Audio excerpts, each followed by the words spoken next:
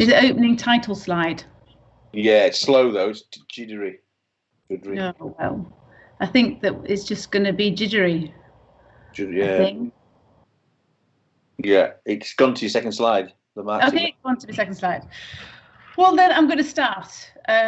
Andy gave me this challenge of would I like to speak at this conference, not in a cave, but around the marks that made me. It caused all kinds of introspection and thoughts about, oh gosh, if I do think about the kind of seminal moments of my life and things that have occurred that really have informed the type of designer that I am, or who I am as a person, it's quite an interesting exercise to do. So that's what I'm going to take you through today.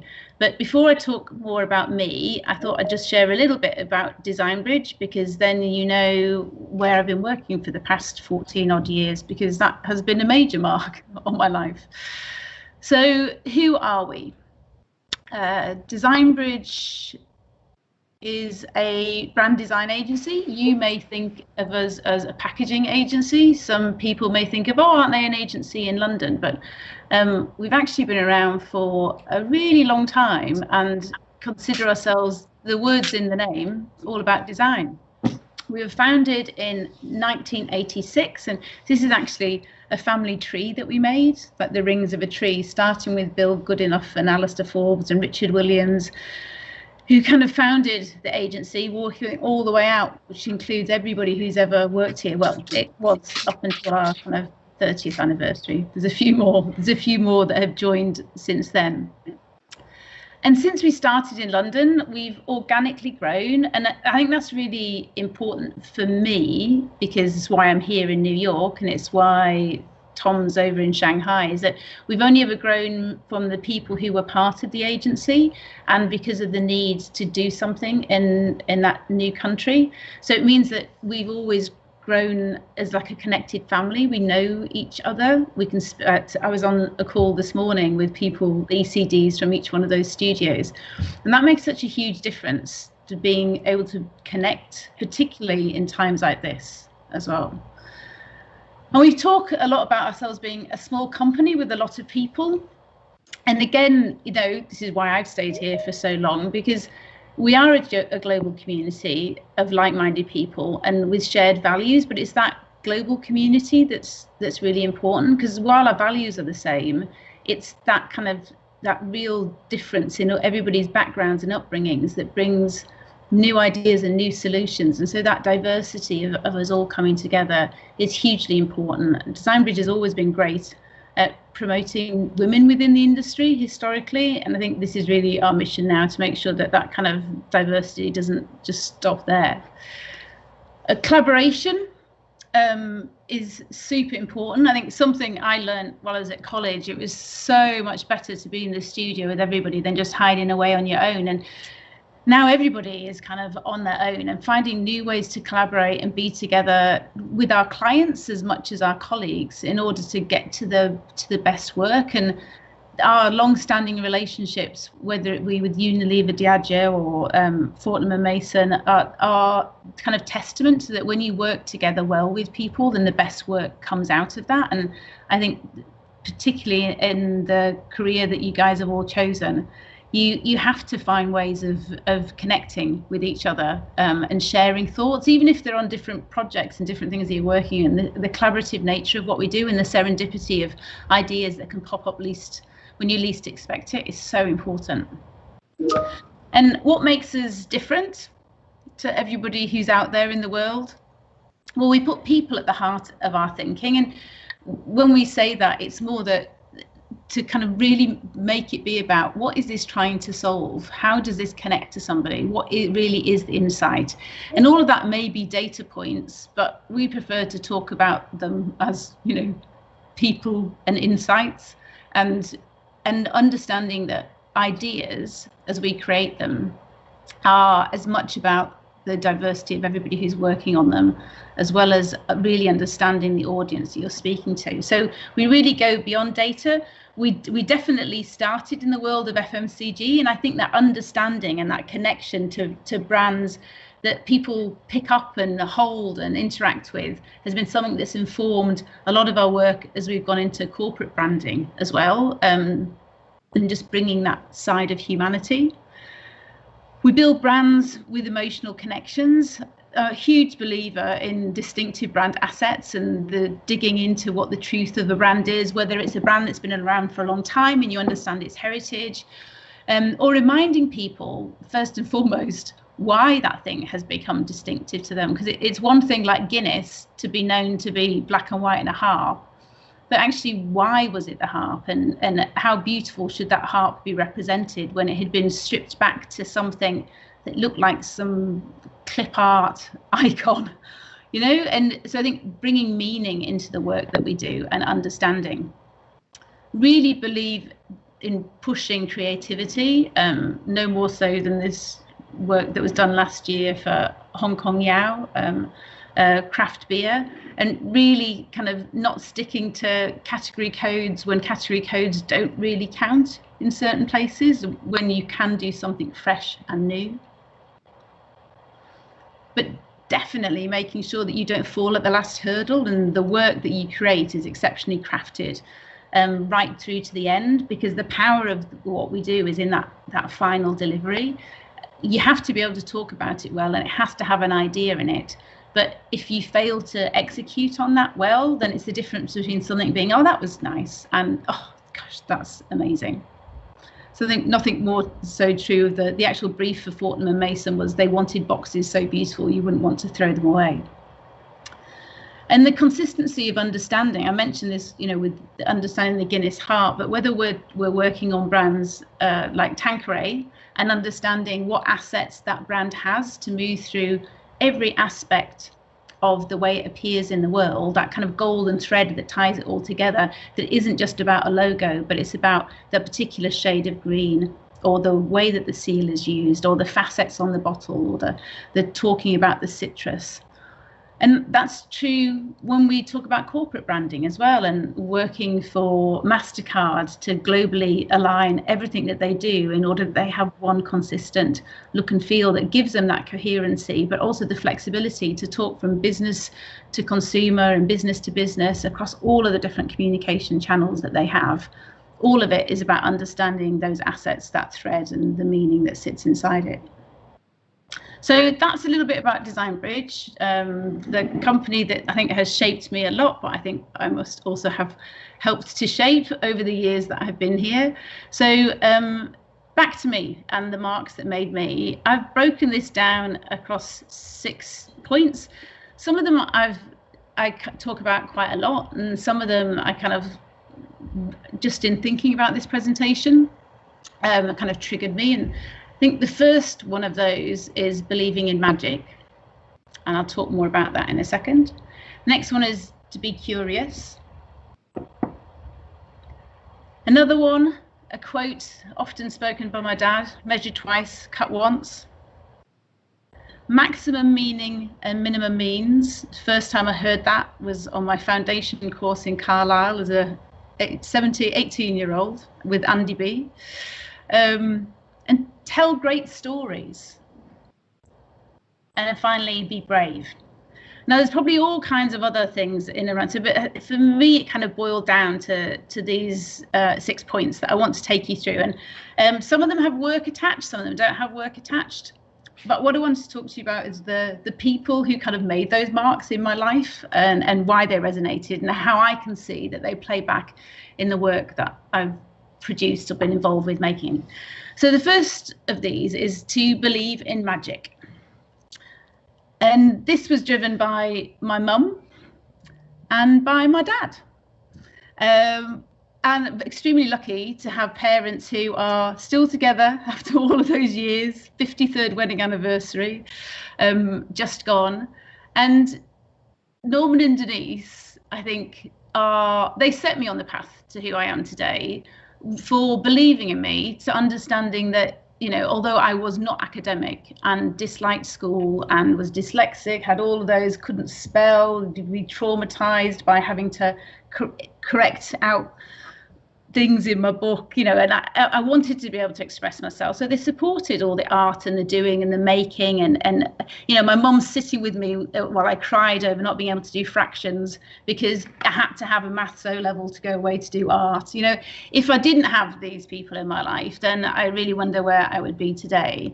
But the believing in magic is definitely driven by them. So mum a nurse, dad a marine. Like on a very simple level, I do care about people a lot, and I'm always up for adventure. So maybe, you know, there's something in their career paths that drove me to mine, but fundamentally it was that support. That, and as a very young kid, the middle child of 3, so there's my elder sister, my little brother and myself. This black and white picture was taken as mum and dad went to get their photographs taken for their visas to come to the States. My life went in 1970s literally from black and white to full colour.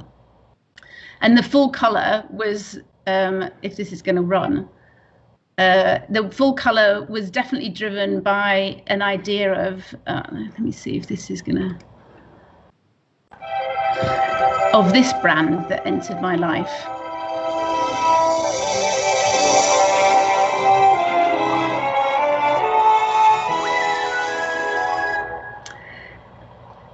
So you can imagine leaving the north of England and suddenly you get to go to Disney.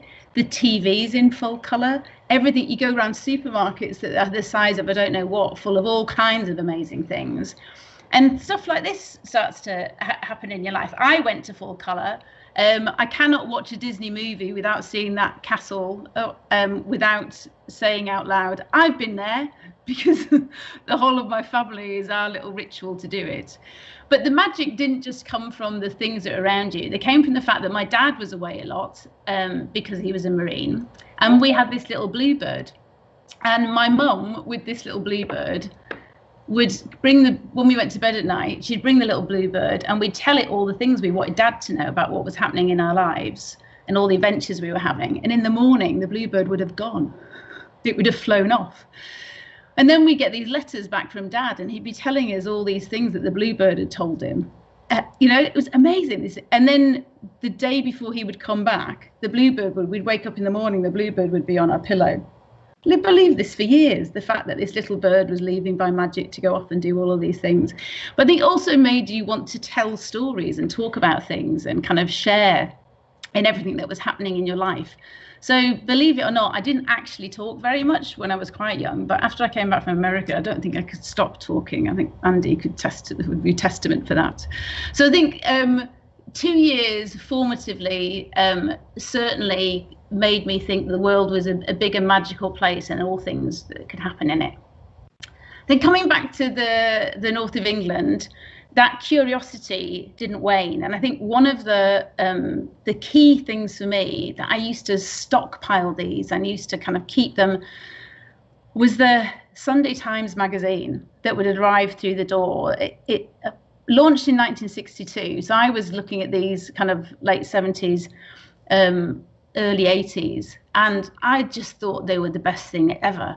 That I could see amazing photographs that still stay with me today, and only kind of looking into it kind of retrospectively. And there was an exhibition at the Saatchi Gallery a few years ago that the whole premise that Rand, who was the art director there, set up around this, that he wanted it to really be about grit plus glamour. So it was really photo editorial about all kinds of things happening in the world, but also these high-end fashion that launched all kinds of photographers, from Eve Arnold, Terry O'Neill, Brian Duffy. And it was some of the images that I used to rip out and keep were that, I mean, I didn't know this was Brian Duffy taking this picture. I didn't know I was going to go on and do design, but these, I just was fascinated by these images. And this was at a time when cigarettes were kind of banned from showing people smoking. There was loads of kinds of restrictions on what they were doing. And then these surreal images where the idea of the cheese outside the mouse hole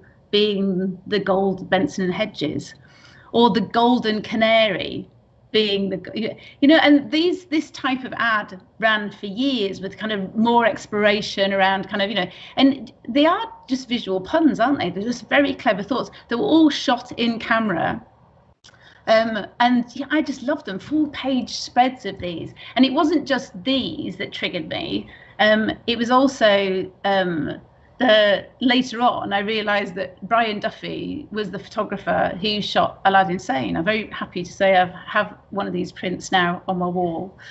But when you saw the things that Avendon was shooting, there was this photo editorial piece of called The West, Meet the West, and these pictures in particular, I remember the picture of the guy covered in bees. I was just, I tore them all out. I took it into school and I painted it. I did, all of these images that kind of then are so graphic and stick in your mind of this. Basically, he's photographing people as if they're high fashion, and again, this is all things that you realize after the date, but they're images that, is the first magazine that I ever read. And I think therefore the most prominent in my life. Like, even though later on you had The Face, and Brody and all of these kind of, to think that a free publication, that extra publication that came out with the Sunday Times had all of this amazing photography in it. And also, by strange twist of fate, living in Amsterdam, I met a photographic gallery owner called Addie Elliott, who represents Duffy. That's why I now have a Duffy. I actually have two Duffys. And I redid the identity for her gallery as well. So if anybody's in the Netherlands, they should go there. She represents some amazing artists. So funny how these things can come full circle as well when you don't even realise. I think it kind of informed even when I lived in Australia and worked for a small design agency, and Oyster magazine that was only a few years old, worked on all the fashion editorial. Didn't get to art direct the photography. That was all these amazing photographers. But you got to see the photographers and get all the briefs as they came in and then lay out all the spreads inside, which potentially informed, later on when you're looking at redesigns for Wolford and kind of going that it shouldn't be this kind of Ansel, this photography of women just looking, but it should be, let's just focus on their legs and let's use all body types and let's kind of really show what it is that women are looking for. And rethink the whole of this category and really understand that, tights don't need to be seen in the way. In fact, let's not call them tights. Let's call it European skinwear because it's the closest thing to your body. Let's treat it like cosmetics. Let's treat it like the fashion that it deserves to be. And rethinking the pack structures and working on the flagship stores and how everything will be displayed together. And again, even choosing the size of the format to go, we couldn't change the width because tights are displayed in a similar way for everybody who goes to buy tights, but we could change the format down because it reminded us more of looking through records or looking through CDs. And there's something semiotically about that just felt way more appealing. And then taking all of that language that you would associate more with high fashion and the extra detail that goes into things when you're in store to get the packs and when you're buying these really high-end tights and bras and lingerie, that it really feels like a high fashion experience.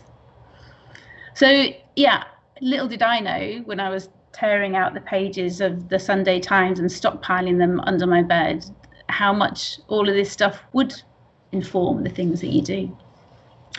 Then on to measure twice and cut once, something that my dad has always said to me. I'm sure he saw it in association with woodworking or putting up a shelf or something. But he's served me well when wielding a scalpel quite literally and cutting things out, but also just really thinking about what is the thing that you're doing. And I do think this has been lost within design somewhat just because of the time that now things have to go. Do you get the luxury of just being able to contemplate things a little bit longer, to fiddle around with things, to look at them and just think about every place that it could go before you make that final decision to dive in? And I found my old college portfolio. These are photographs of some of my 1 week projects. The visual letter, Dear Everest, it was a letter from Play School to Everest Windows to ask for a pricing to have the windows fitted. To the typography, though, you had to hand letter out a typeface with a rotoring pen. I'm amazed when I look at this now. I'm like, how the God did I do all of this with a rotoring pen? And I think I wrote a little article about this a while ago, saying a steady hand in the patience of a saint. But when you look at all the attention to detail here, all those little blue lines ticked in and kind of working on this CS10 paper and filling in all of those little tiny details, every time, as you're doing that, you're thinking about the font. And as you're doing that, I think you have a greater consideration for that font and how it might be used and how it might come together and what works well. And it was when working on the redesign of KY, I think here's a great example for me that, you know, the logo wasn't up for grabs until we made it be up for grabs. Because when you look at this identity, and this is a lubricant made for women, founded in New York, it's all about female sexual pleasure and understanding that there's something at every age. And yet their identity was missing this really obvious point that at the center of their mark was something that we'd call the ruby, which is a symbol of female sexual power. But by connecting the Y to the K, we were then reflecting the female anatomy. You're actually highlighting that here we have KY there protecting you and supporting you and your vulva. I mean, what a fantastic thing to be able to see in 2 letters that could have been so easily missed. And in many ways, this is just an evolution of an identity, but it's been revolutionary for the brand in the changes that it's making, because it can now talk way more confidently about who it is and what it brings, even down to the fact that now it's big as a brand mark on the pack, and you're building those distinctive equities that now have meaning. So now it is a ruby at the center. So I'm hoping this little film will play, fingers crossed. Let me introduce me. Ain't no time for imitation, ain't no time for playing. I'm just gonna do me. Woo! I'ma be feeling good. What you want? Feeling good. What you got? Feeling good. Here I go. I feel marvelous, glorious. I'ma be who I be. I'ma do what I do. Tell me, what's that thing? It's a real thing. Let me wants to show it again. So in so many ways, this is an evolution, but because we considered it and thought about the hierarchy of information, but most of all, looked at a brand that people, you know, could just very easily overlook and think right at the center of our brand is the thing that we want to talk about. And it's a thing that is going to really inspire the brand to behave in a better way going forward. And we've already seen that with all of the steps that they're taking. Would I have such a consideration for typography had I not hand lettered out Baskerville? I'm not sure, but I definitely think that the knowing how to do that and the way things feel comfortable together definitely has been a mark that has stayed with me.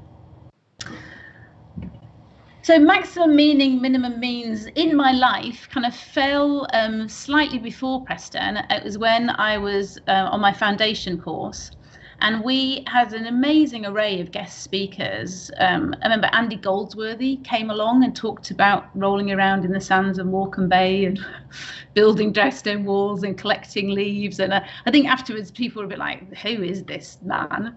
And others left were kind of going, I just want to go out and collect and build and do things. And the other person who came was a rather elderly gentleman dressed in tweed, who was called Abraham Games.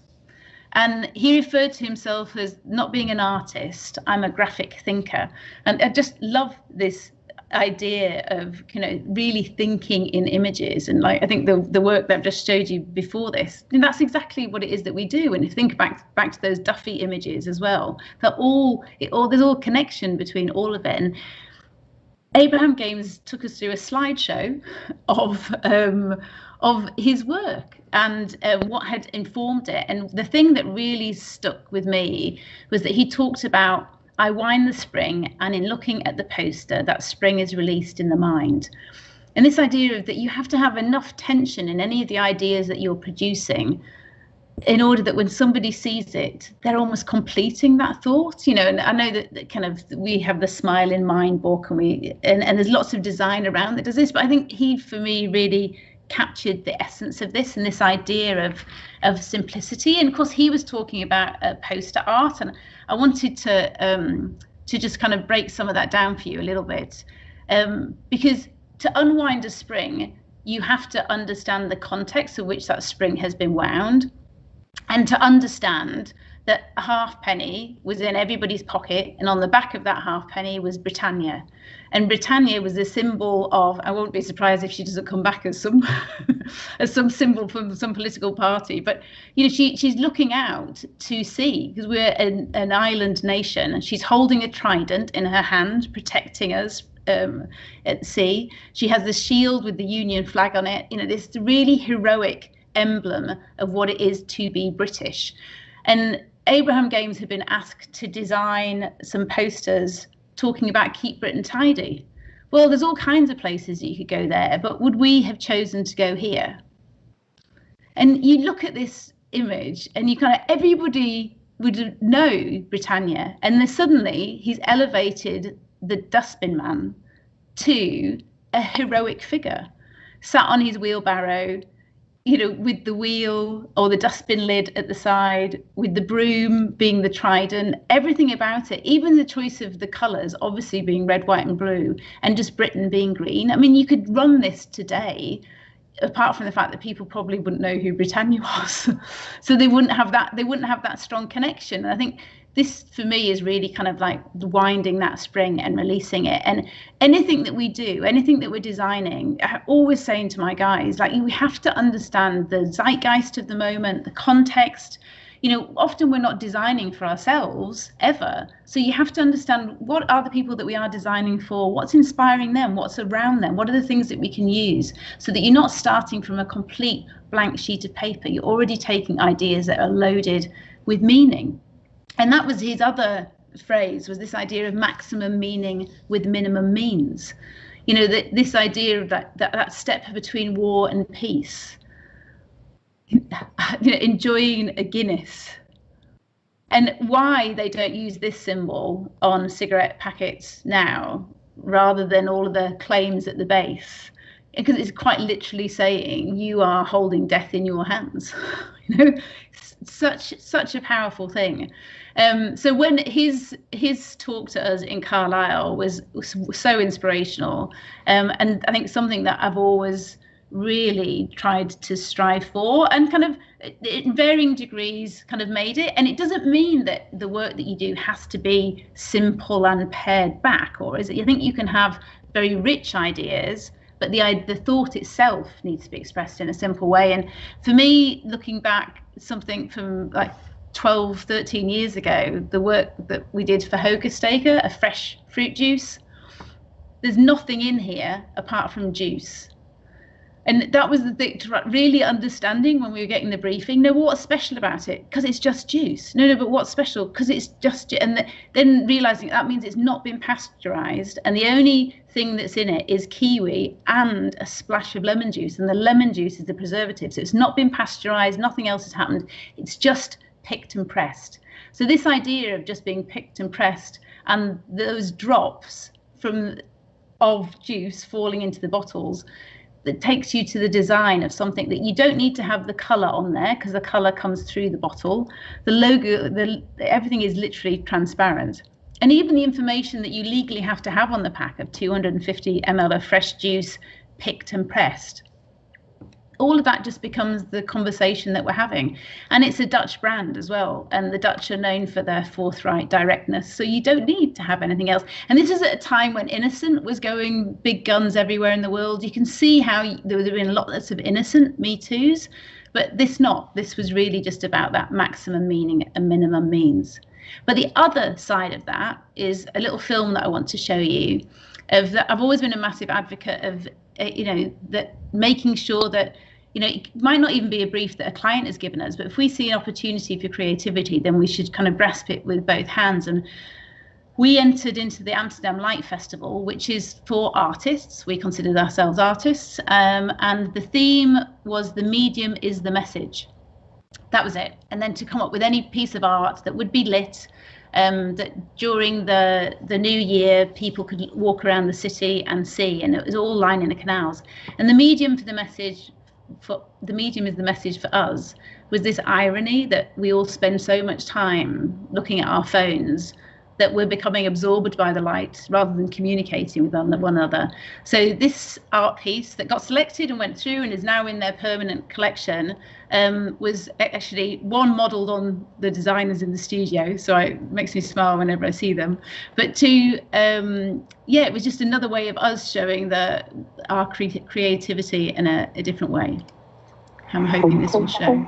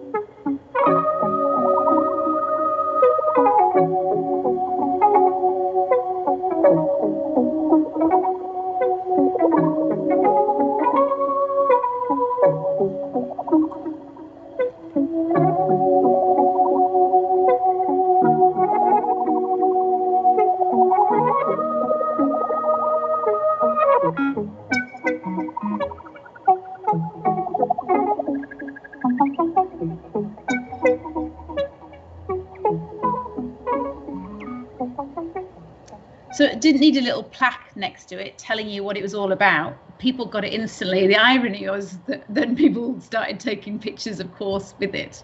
But yeah, a light festival where the light is all brought by the social media of the thing that we wanted it to be insted. But yeah, it was great. We have subsequently, we won to be in last year as well, but unfortunately it got cancelled. I'm hoping it will come back again, but it's free for anybody to enter. You should check out all of these light festivals globally. Yeah, fun things to do. Then tell great stories, number 5. Something that I think gets really overlooked of the work that we do is the stories that we are trying to convey within them. And so often we can spend a lot of time talking about what we did and describing what you can see, rather than kind of going, why is this and why is it connecting? And be able to get that concise, be able to get that idea really boiled down to something super simple. And I think, I already mentioned I was not an academic person. I did not enjoy school, did not enjoy writing or spelling or reading. It was only when I left school that all of those things started to come to me more, and I started to read books and listen to audiobooks was my big thing as well. But I left the UK and moved to Singapore when I was 24 on a big adventure, and these little blue letters became my connection to the world, because I might get a phone call on a Sunday from my parents if I was in at the right time. We arranged the Sunday before, but it was all of the letters that I received and all of the hundreds and hundreds and hundreds of letters that I wrote to people, talking to them about what I was doing and what was going on. And you soon realize that you need to tell them the real deal. You need to really share. You're not just talking about kind of like what the weather is like today and how you're sharing inside them. And I used to feel every single scrap of paper on these. And when they used to arrive, these blue aerograms, it was a huge ritual. I'd make sure that I was had a nice drink and I was all ready to go before opening them. And you had to cut them open really carefully in case you kind of destroyed any of the writing. And there was super thin paper as well.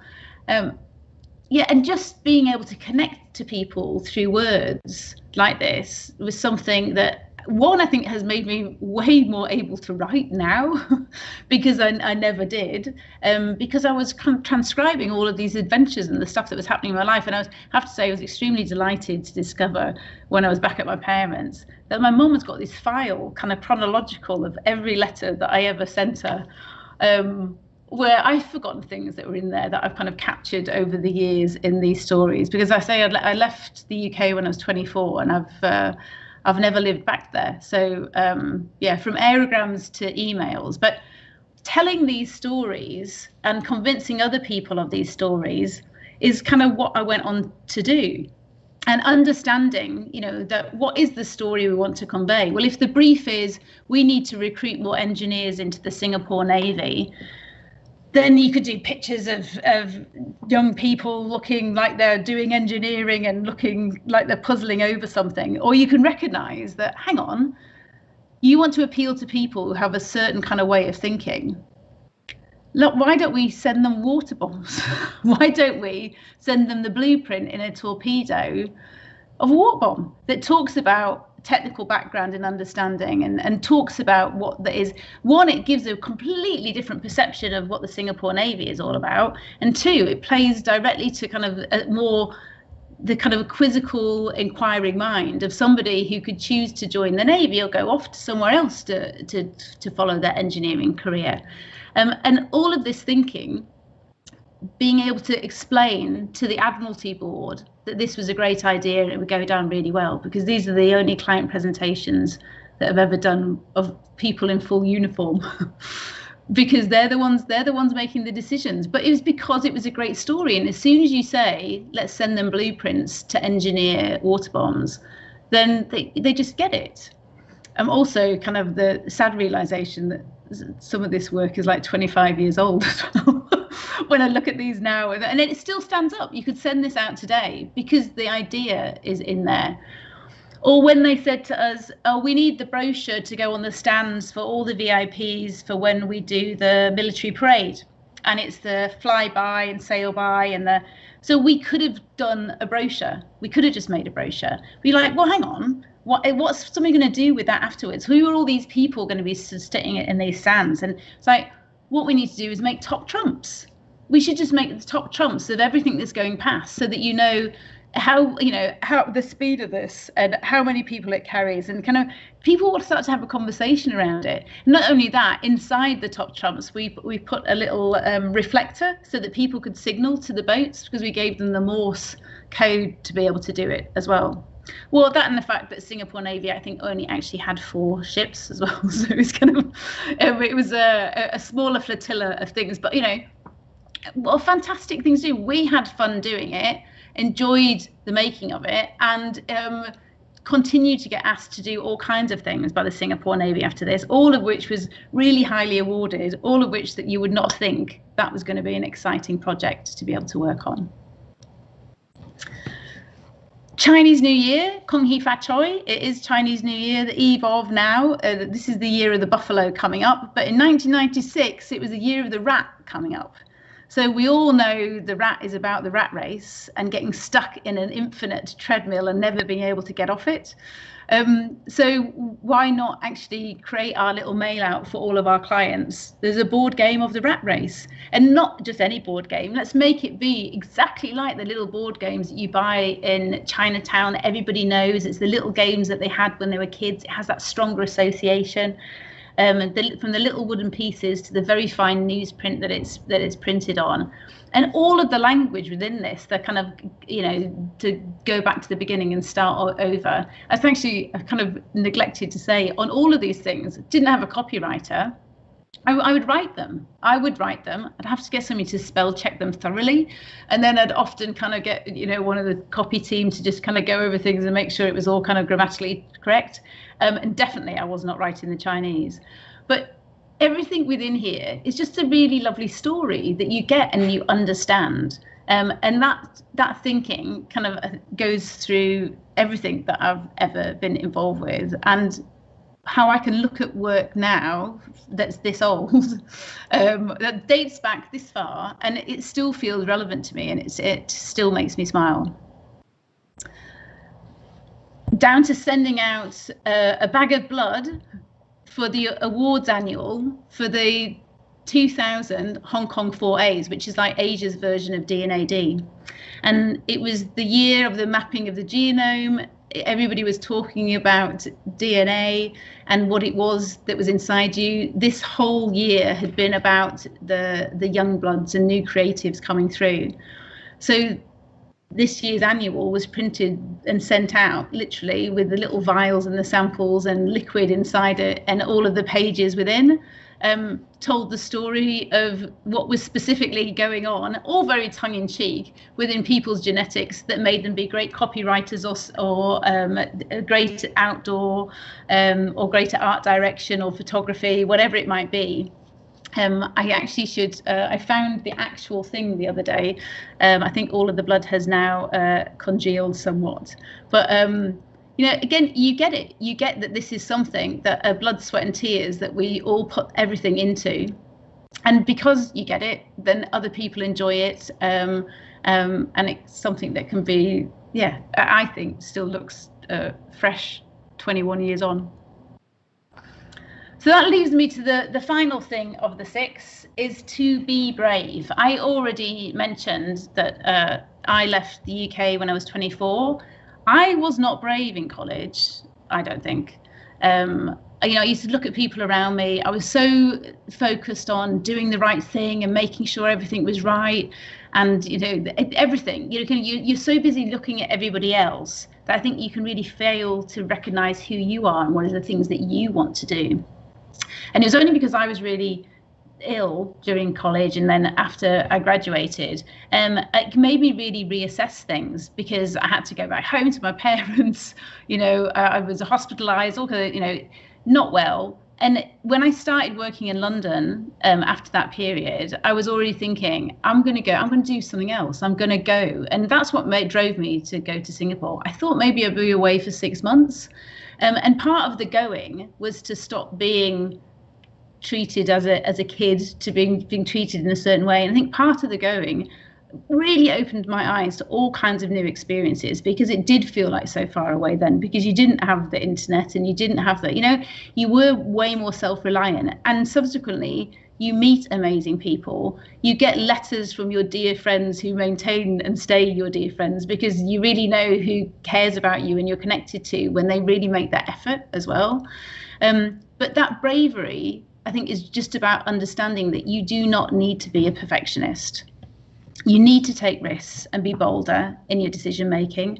Procrastination, I was just joking with Andy before, is just another word for worry, I like to say. I am the world's worst procrastinator sometimes.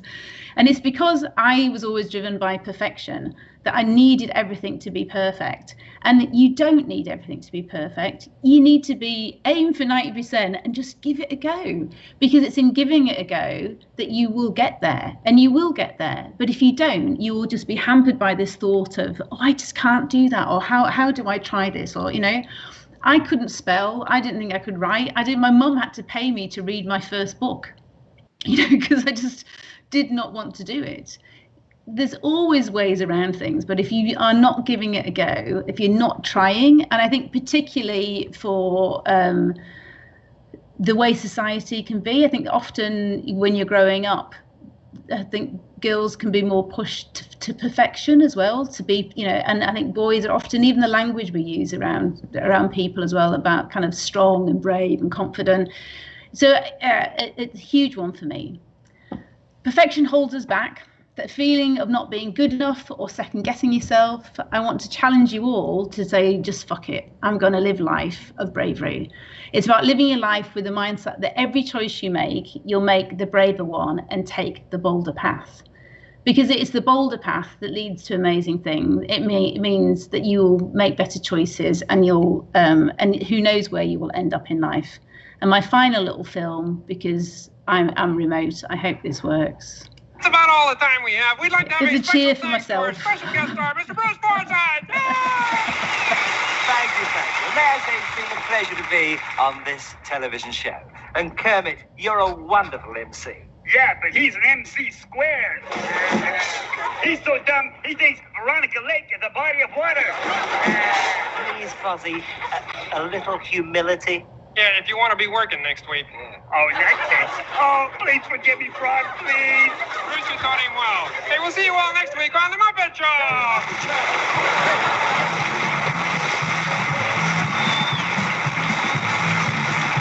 That's about all the time. Yeah. Big round of applause.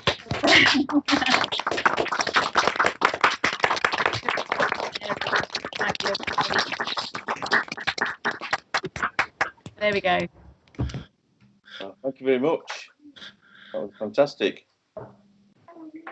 Round of applause. So, can you hear me? I can hear you. Yeah. I am back in the room.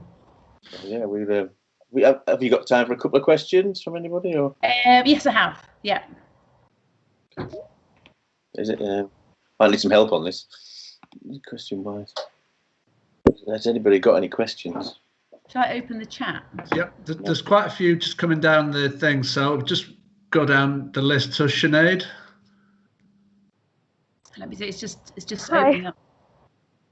What brief has been the hardest for you and how did you overcome it? Oh, that's a good one. I think every brief is hard because you panic a little bit. You get the bum clenching moment with every brief. I think you kind of go, oh, how am I going to do this? Because it's that blank page, isn't it? It's like, what, how are we going to approach it?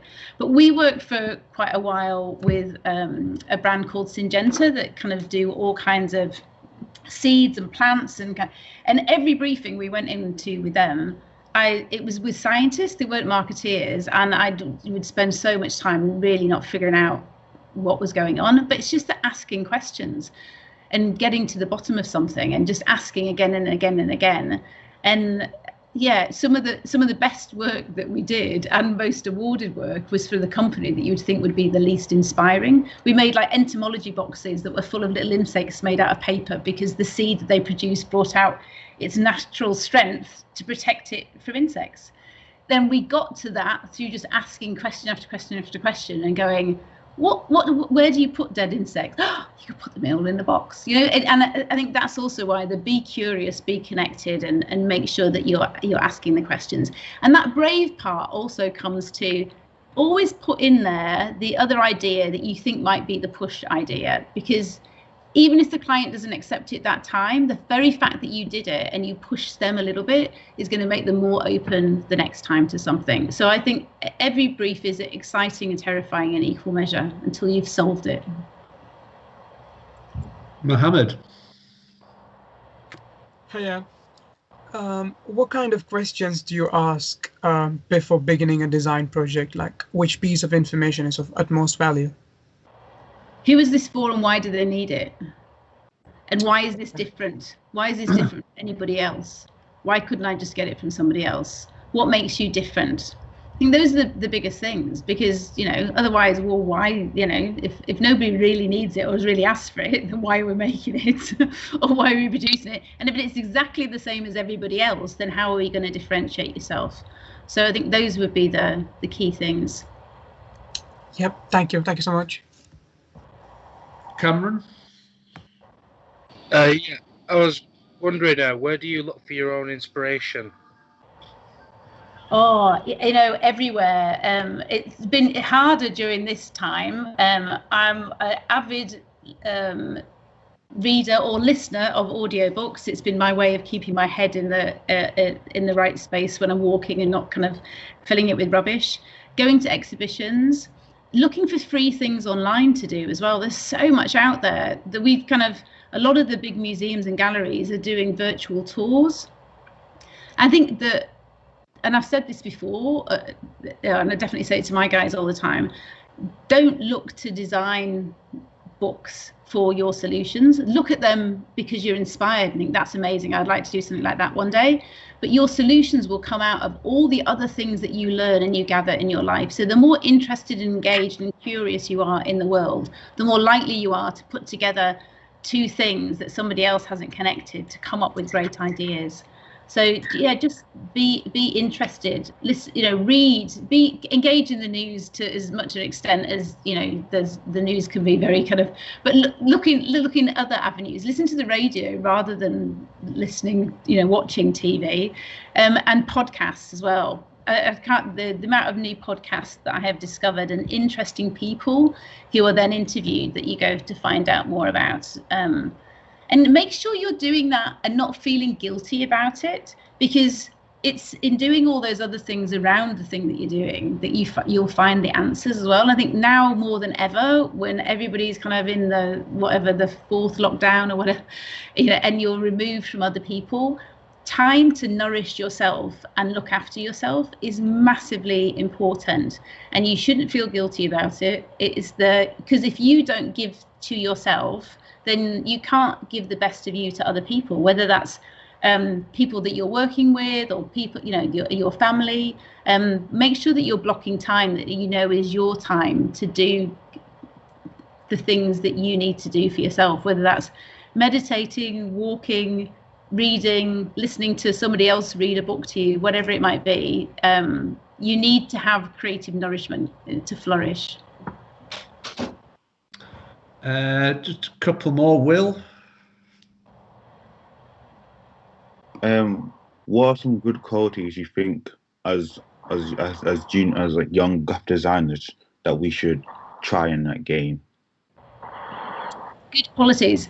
I would say responsibility is like a key one. Like if you've got a position somewhere, like all the hygiene factors of be there on time, be organized, know what the brief is, know what you want to say about your work, kind of all of those things that you can learn those things. The creative part of stuff is the harder thing to do. If you've got the creative, like if you're switched on and engaged and asking questions, that goes such a long way.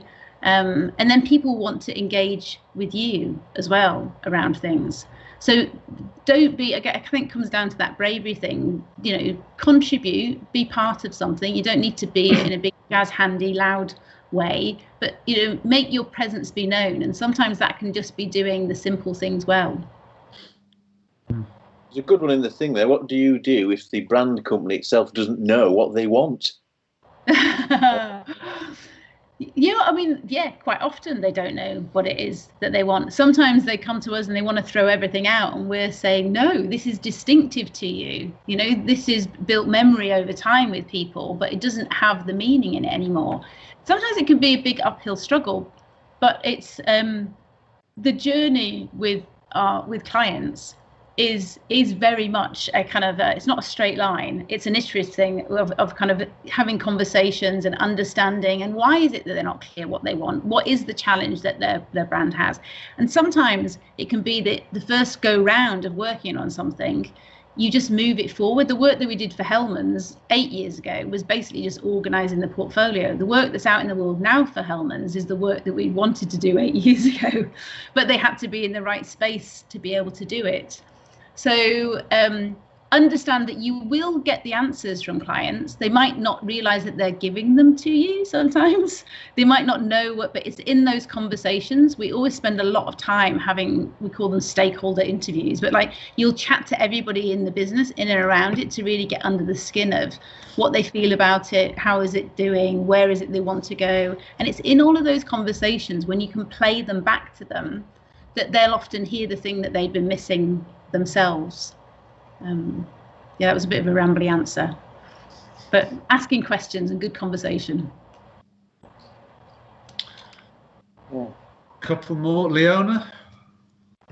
Hiya, how would you personally describe what being a creative director is like? What being a creative director is like? It is like just becoming an older designer. I think the creative director role for me is that you find joy in knowing that how you contribute to individuals moves something forward, and not always kind of being recognized for the things that you've contributed and not really minding so much, but you know that that's happened because you've spent the time to coach or to point at something in a direction, and that it might not be the way I would have done it, but the things you're able to contribute to it make it a great thing. because of your experience. An agony aunt and a counsellor as well, I would say, are a big part of what I do also, and a confidence builder, making sure that people know that I know that they've got it and that they can do it, and not holding back from being able to critique things and doing it in the right way, and being tough on the subject and not on the person, because we are in an industry where everybody's making things and it can become really personal. But being able to give the critique so that people understand you're pushing the project forward and it's not about the individuals, and making time to have those separate conversations with people so that they feel heard as well. So complex one. You are, and I think in our industry, you do get older as a designer. You don't get trained so much to manage people, and you learn from those around you. But it's kind of in the title, you creatively direct. I think this thing should be heading in this direction. I like what you're doing. Have you thought about? So if I had a T-shirt, it would say "What if" on it. Creative directors should inspire what if. Thank you very much. There's 2 more questions. I don't know if you got time for a couple more, Claire. Couple more. My tea's nearly running out. Okay, just a couple of quick questions then. Holly. Hi. Thanks for the talk and everything. But I was just wondering, like, what would your advice be for like putting your work out there and getting more recognised and stuff, and working your way up in the industry? Yeah, I mean, there's so many avenues to do it now, isn't there? To get, but I think it's about making personal connections as much as anything. And I know you guys have really kind of suffered with like the student placements and how all of that is stopped. And but I think being able to, whether you want to put your work out on Insta or do things together as a team, but just to be engaged in what's happening in the creative industry, I think is a key part of it. And know what it is that makes you different as well.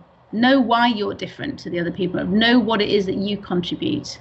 And don't see yourself as just, oh, I'm another junior designer arriving. What is it that makes you different? So in the same way as when we're working on a brand, the first questions that we ask are, why would somebody want you, and what makes you different to everybody else? Know that about yourself. Know what it is that you're going to contribute.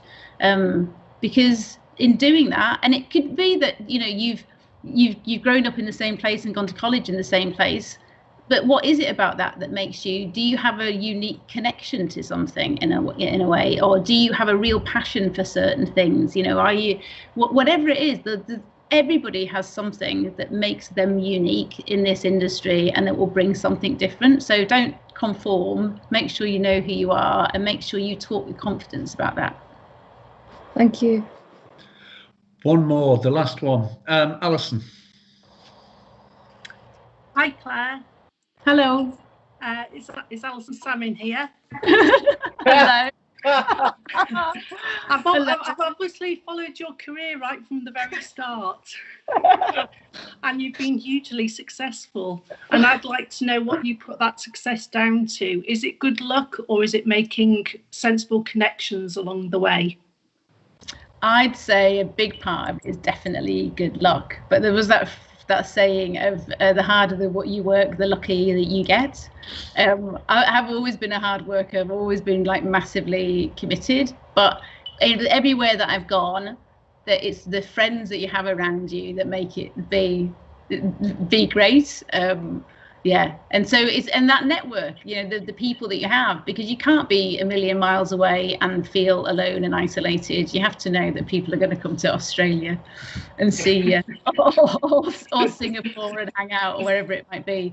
So luck, but I think driven by hard work as well, and support network, whether that's your friends or your family. And hello. Lovely to see you. It's a touching moment there. Feels like this is your life. Look, you're unaware, Alison was in the same year as Claire and myself. We all shared a house together. We did. Well, Andy didn't have the house, he was in a cupboard. I was the last to join the house, wasn't I? Therefore I got the matchbox. Walked in the door and I fell out the window. That's how big it was. Well, listen, I mean, I wish I could just have all these little M&Ms with letters on them down the bottom of the screen. It would have been great to see all your lovely faces. I hope you got something out of it. I enjoyed putting everything together to talk about it. Yeah, it would have been nice to be able to see people's reactions. It's very hard on Teams to just talk to nothing, isn't it? But I'll share the deck anyway. Yeah. Thank you for your time, Claire. I think everybody knows and been introduced to you now, so that's really great. So, don't know what else to say. Apart from, thank you. A big round of applause. Thank you. Yeah, brilliant.